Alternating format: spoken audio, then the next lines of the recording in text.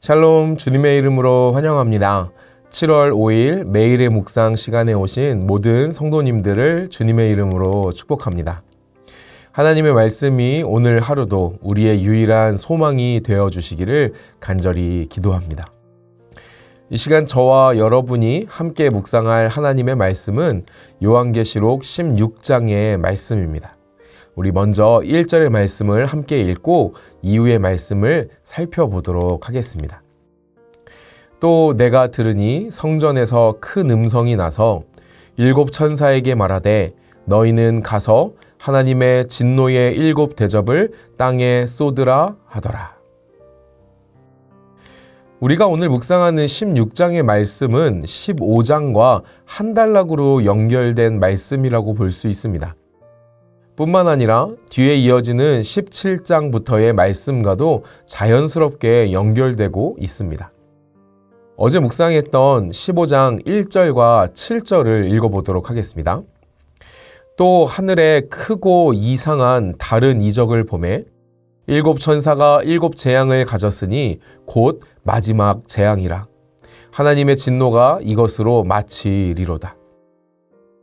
내 생물 중에 하나가 영원토록 살아계신 하나님의 진노를 가득히 담은 금 대접 일곱을 그 일곱 천사들에게 주니. 말씀에 기록된 것처럼 일곱 대접 재앙에 관한 이야기는 일곱 봉인과 일곱 나팔과 더불어 요한계시록에 나오는 세 가지의 일곱 재앙 시리즈 중에 마지막의 것입니다. 15장에서 소개된 일곱 대접의 재앙이 16장에서 자세하게 설명되고 있는 것이죠. 그 내용을 정리하면 다음과 같습니다. 첫째는 땅에 쏟아져서 짐승의 표 받은 사람들과 그 우상에게 경배하는 자들에게 임한 악하고 독한 종기의 재앙입니다. 둘째는 바다에 쏟아져서 바다를 피와 같이 만들고 그 가운데 있는 모든 생물이 죽는 재앙입니다. 셋째는 강과 물 근원에 쏟아져서 피가 되는 재앙입니다. 넷째는 해에 쏟아져서 해가 권세를 받아 불로 사람들을 태우는 재앙입니다. 다섯째는 짐승의 왕좌에 쏟아져서 그 나라가 어두워지며 사람들이 아파서 스스로 죽는 재앙입니다. 그리고 여섯 번째는 큰 강 유브라데에 쏟아져서 강물이 마르고 동방의 왕들을 위한 길이 예비되는 재앙입니다. 끝으로 일곱째는 공중에 쏟아져서 큰 성 바벨론이 멸망에 이르게 될 재앙입니다.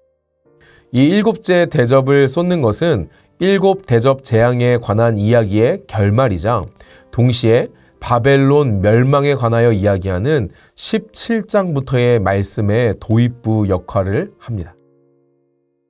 일곱 봉인과 일곱 나팔에 이어 일곱 대접, 또 첫째 대접부터 일곱째 대접에 이르는 이 재앙은 하나님께서 인류에게 가하시는 재앙의 절정, 그 마지막을 보여주고 있습니다.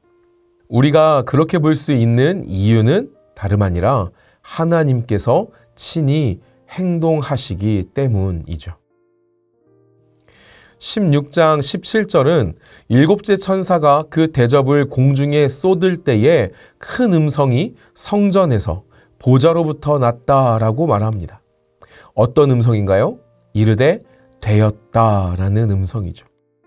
여러분, 보좌로부터의 이 음성은 누구의 음성이겠습니까? 바로 우리 하나님의 음성일 것입니다. 여기서 말하는 되었다라는 표현은 영어 성경에서 it is finished, it is done으로 번역되어 있습니다. 즉, 끝이라는 의미를 가지고 있는 것이죠. 무엇이 끝났습니까? 하나님께서 참으시는 시간이 끝난 것입니다. 악에 대하여 하나님을 대적하는 이들에 대하여 참으시고 기다리시는 그 은혜의 시간이 끝났다라고 말씀하시는 것이죠. 이 얼마나 두려운 말씀입니까? 그러나 또한 이것이 은혜의, 놀라운 은혜의 말씀이기도 합니다. 왜냐하면 하나님을 대적하는 자들, 악의 종말과 심판은 반대로 하나님을 경외하는 자들, 하나님의 의의 편에 선 자들에게는 구원이 되기 때문인 것이죠. 요한계시록은 치열하다 못해 처절한 믿음의 싸움을 하고 있는 이들에게 주어진 말씀입니다. 그리스도인이라는 이유로 로마의 도미티아누스 황제로부터 핍박과 박해를 받는 사람들, 자기 자신뿐만 아니라 사랑하는 가족들의 괴로움과 죽음을 보아야만 하는 그 시간 속에서 과연 내가 이렇게까지 믿음을 지켜야 할까라는 회의에 빠질 그 위기 앞에 있는 사람들에게 주신 말씀이 바로 요한계시록인 것이죠. 그들에게 주님께서 지금 뭐라고 말씀하시는 것입니까? 7 봉인, 7 나팔에 이어 7 대접이 부어질 것이고 큰 성 바벨론을 향하여 그 7째 대접이 부어질 바로 그때가 이제 되었다라고 말씀하고 계시는 것입니다. 이 말씀이 하나님의 사람들에게 얼마나 큰 위로가 되었겠습니까? 이 말씀을 통하여 우리 안에도 다음과 같은 적용과 도전이 있었으면 좋겠습니다.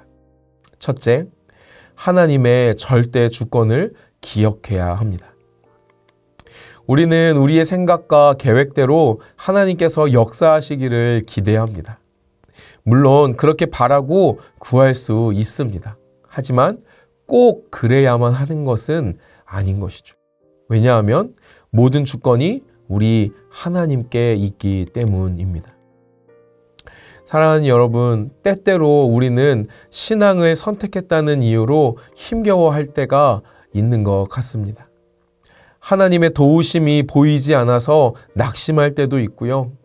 세상이 말하는 쉬운 길을 포기하고 하나님의 길을 선택했다가 절망을 맛보기도 합니다. 하지만 정말 우리의 힘겨움, 낙심, 절망의 이유가 하나님의 역사가 없기 때문일까요? 하나님의 은혜가 우리에게 임하지 않기 때문일까요? 어쩌면 오히려 우리가 하나님의 주권보다 앞섰기 때문은 아닐까요? 우리가 믿는 바 하나님의 역사는 완전합니다. 하나님의 타이밍은 완벽한 것이죠. 이것을 기억할 때에 우리는 반드시 승리하는 줄 믿습니다. 되었다라는 이 콜은 우리에게 있지 않습니다. 오직 우리 주 하나님만 하실 수 있는 줄 믿습니다. 두 번째, 그래서 우리에게 소망이 있습니다. 하나님의 역사, 하나님의 도우심이 없는 것처럼 느껴지는 때에 우리가 낙심하는 또 한 가지의 이유가 있다면 그것은 우리의 힘으로 어찌할 수 없기 때문일 것입니다. 도저히 우리의 힘으로 감당할 수 없기 때문에 절망하는 것이죠. 다 끝나버린 것 같은 바로 그때에 아직 하나님의 역사가 기다리고 있다면, 다 끝난 것 같은 때에 하나님의 때가 아직 남아있다라고 한다면 이것이 우리에게 소망이 되지 않을까요? 요한계시록의 1차 독자들에게는 로마의 박해를 감당할 힘이 없었습니다. 팍스 로마나라고 할 만큼 로마의 힘이 막강했던 그때에 할 수 있는 것은 로마에게 그저 꼬리를 내리고 고개를 받고 순응하는 것뿐이었습니다.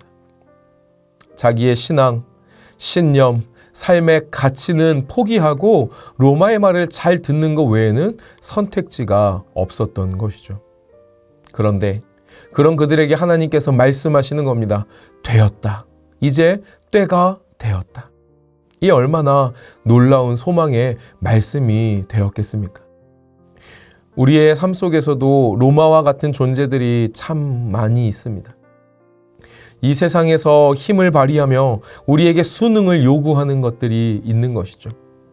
각종 힘의 논리가 우리를 종용하면서 하늘의 가치 앞에서 선택의 갈등을 하게 만들 때가 참 많이 있는 것 같습니다.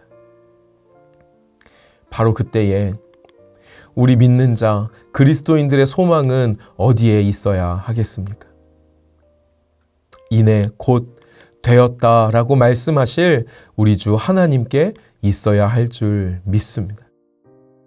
사랑하는 여러분, 그런 분들이 한 분도 안 계셨으면 좋겠지만 혹여나 절망의 끝자락을 경험하고 계신 분이 있으실까요? 바라기는 오직 하나님께 소망을 두시기를 주님의 이름으로 부탁드립니다. 뿐만 아니라 저와 여러분, 우리 모든 성도님들에게 궁극적으로 오직 하나님만이 소망 되시기를 예수 그리스도의 이름으로 간절히 축복합니다.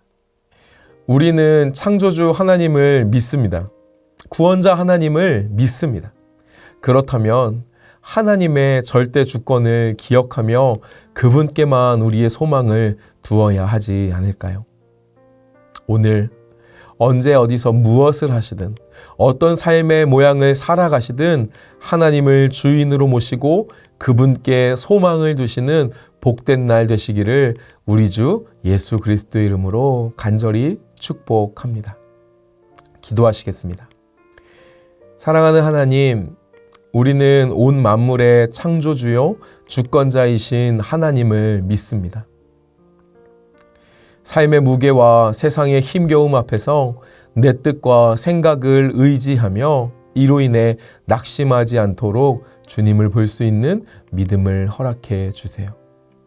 아무것도 의지할 수 없는 그때에 여전히 하나님께 소망을 두는 참된 그리스도인이 되게 해주세요. 하나님의 때에 되었다라고 선언하실 주님을 기다립니다. 감사드리며 사랑하는 우리 주 예수 그리스도의 이름으로 기도드립니다. 아멘.